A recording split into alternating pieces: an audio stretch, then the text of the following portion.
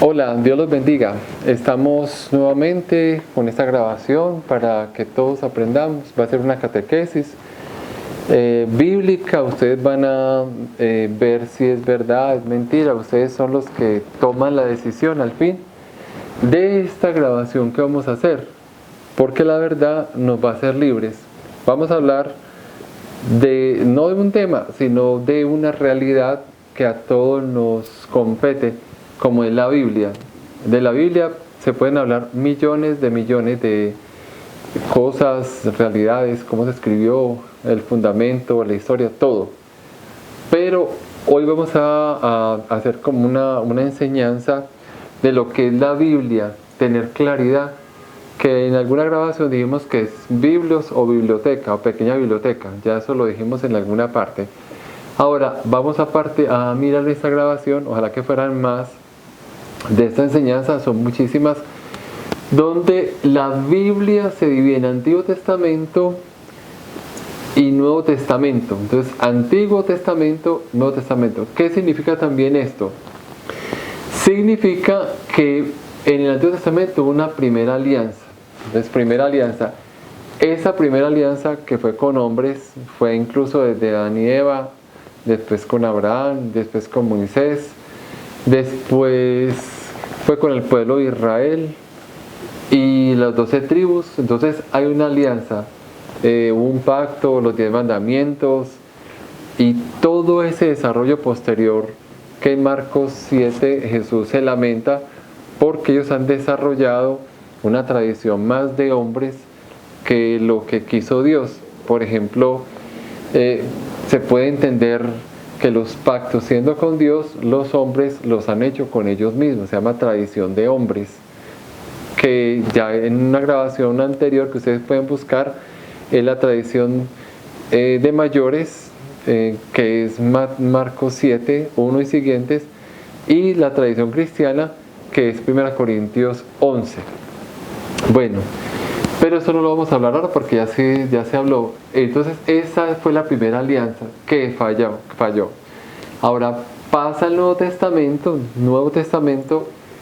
que es la segunda alianza, y esa segunda alianza no es porque venga una tercera, sino que ya en Carta a los Hebreos es de una vez y para siempre. Entonces, la celebración como culto en la Iglesia Católica se dice que si Cristo murió, ya para que celebramos la muerte de Cristo, que Él ya resucitó. Entonces para muchas personas la muerte de Cristo significó de una vez para siempre. En los grupos evangélicos y grupos de muchas religiones cristianas, que si de pronto alguien me está escuchando o quiere aprender, podría aprender.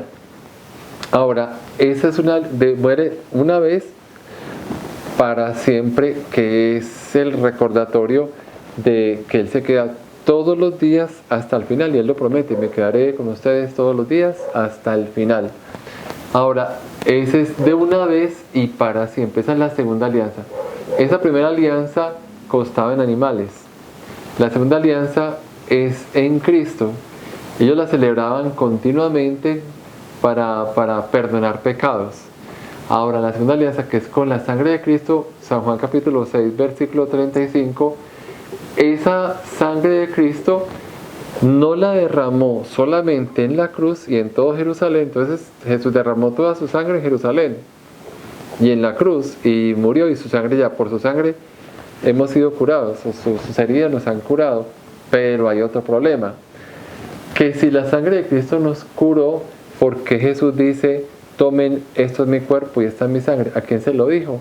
A 12. ¿Y entonces dónde quedamos nosotros? Si somos el cuerpo de Cristo, primera Timoteo capítulo 3 versículo 15. Entonces los discípulos tomaron el cuerpo de Cristo, entonces los únicos que se salvaron fueron ellos. Entonces utilicemos la razón lógica y espiritual. Es mi cuerpo, es mi sangre, tómenla. Entonces Cristo, se convertiría, como quien dice, en un Cristo hipotético, en un Cristo ilusorio, en un Cristo que está por allá.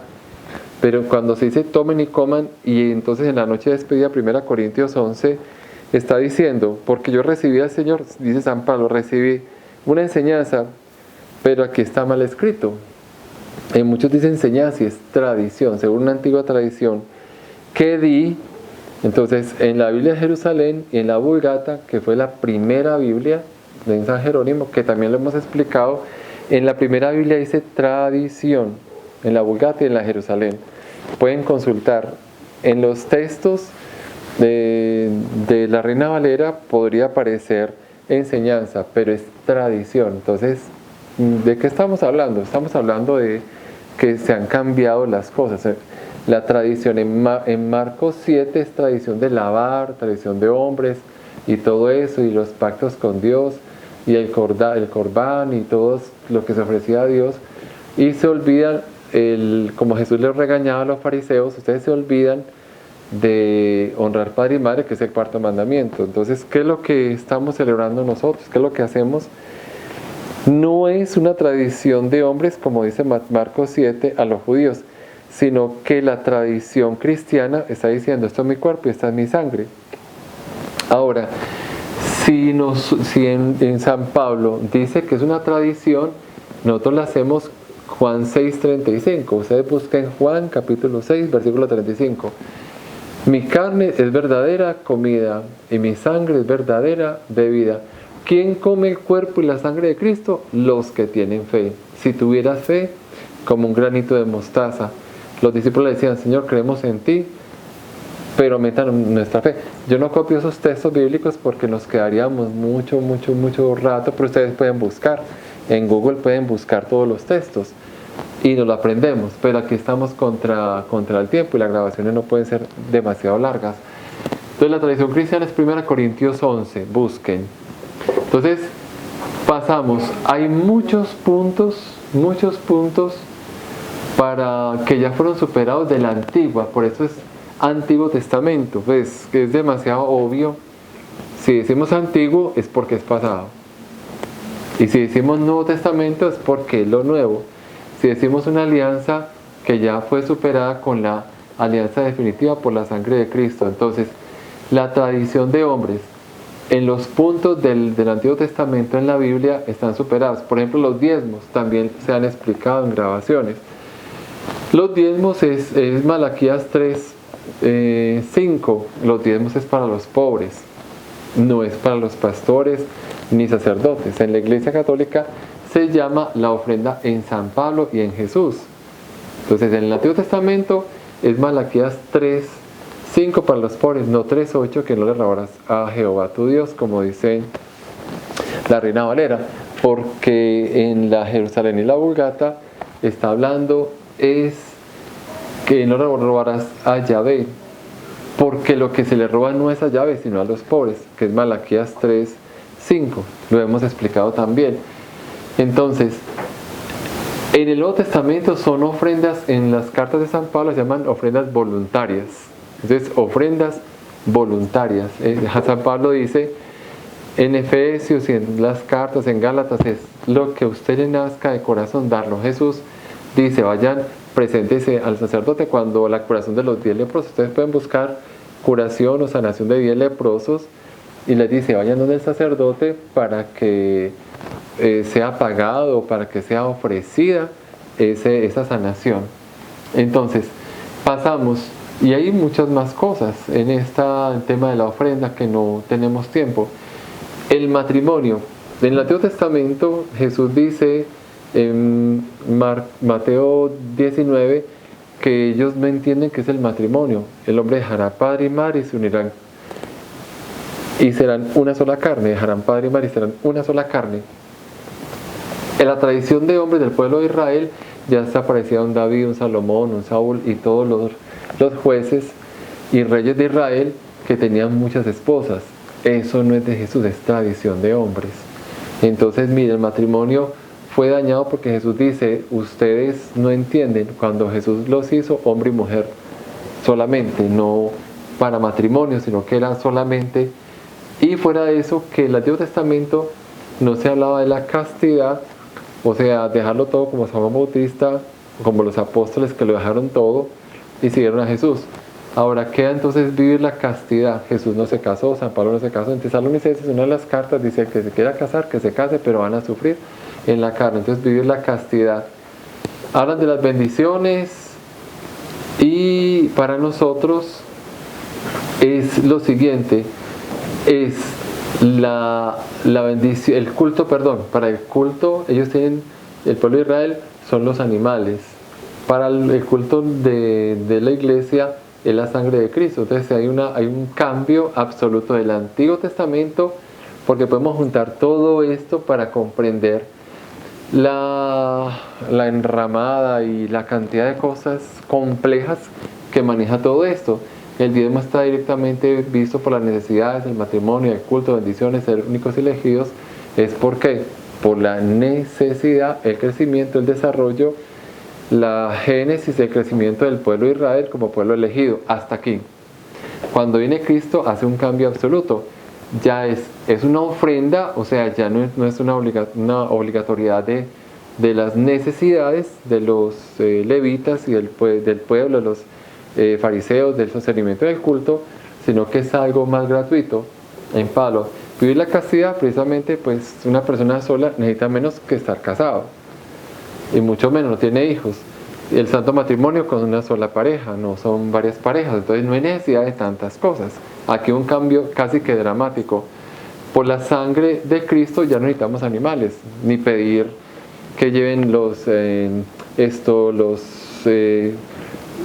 reses, animales y plata y ofrendas y primicias y una cantidad de cosas que eran para sostenimiento. Ahorita ya no. ¿Por qué? Porque es la sangre de Cristo, que es el pan y que es el vino, que es atacado por muchas iglesias. En las redes hay un ataque bestial con la sangre de Cristo. Dicen que los sacerdotes son unos borrachos. No es un licor, no es whisky, no es aguardiente, sino que es una copa muy pequeña de vino, porque Jesús dice, ese vino es la sangre de Cristo. O sea, no es un licor, no es algo que va a embriagar para nada. El vino no embriaga en cantidades tan mínimas, pero a los sacerdotes los tratan de borrachos, que porque se emborrachan en las misas. Eso es ridículo. Entonces es la sangre de Cristo en fe. Y pasamos de las bendiciones, puede ser entonces ese mismo culto, que es la acción de gracias. Y para ellos, el pueblo de Israel, los judíos, exactamente los de Jerusalén, son los llamados a la salvación. Entonces ese llamado a la salvación, como pueblo elegido, como el pueblo santo, está en relación como que ellos solamente se van a salvar y que todos los demás son paganos. Cuando viene Cristo, le está diciendo, la salvación es para todos, no solamente para el pueblo judío. Jesús dice, yo he sido enviado primero a los judíos, primero, pero Jesús en Mateo 28 les dice a ellos, bueno, vayan por el mundo entero, que ya los hemos explicado también, es la universalidad o la catolicidad. Entonces la universalidad es igualmente, pueden buscar por Google y encontrar que la universalidad es la catolicidad. Entonces la salvación no es para el pueblo de Israel, no es para un grupo, y tristemente hay muchos grupos que se aburren de ser católicos, o personas que atacan la iglesia, se dividen y dicen que solamente ellos son salvos, por Romanos 8. El que crea en su corazón y predique con la boca, ya es salvo. Entonces no es así. Yo no puedo predicar a Jesús y soy el salvo. Necesitamos saber que, aparte de predicar y creer, tenemos que estar conscientes de una tradición, de una historia, de una conciencia, que todos están llamados a la salvación si creemos de corazón. Y esa es la búsqueda y esa es la verdad. Yo les agradezco si pueden ustedes compartir esta grabación para que ustedes la puedan ver, la puedan trabajar y todo eso. Muy bueno si de pronto hay una comunicación, una oración, y que ustedes a otras personas puedan decirle la verdad acerca de la Biblia, qué es la Biblia y cuál es el desarrollo, porque eso es un desarrollo en la iglesia que Jesús, porque la iglesia es de Jesús. Pueden buscar incluso por internet quién fundó la iglesia católica y aparece Cristo, y aparece otra cosa, que en Wikipedia se la cede o se la encomienda a Pedro en Mateo 16, tú eres Pedro y sobre esta piedra edificaré mi iglesia. Entonces le encomienda a la iglesia de él. La iglesia no es de nosotros, la iglesia católica es fundada por Cristo, pero encomendada a Pedro, por eso es apostólica. Hoy en día ya no es romana, antiguamente se hacía romana, pero se funda en Jerusalén. Jesús escoge a los apóstoles en la Pascua, se despide, y eso es mi cuerpo y esa es mi sangre. Entonces es un trabajo de entender que esta es la alianza con el Señor, que esta alianza ya fue superada. Ustedes pueden mirar esta grabación, reflexionarla, orarla y darse en cuenta que es una grabación que vale la pena considerar y compartir con otras personas, con la familia, con los que tú más puedas. Si nos das el like, y Dios te bendiga y la Virgen te acompañe. Hasta luego.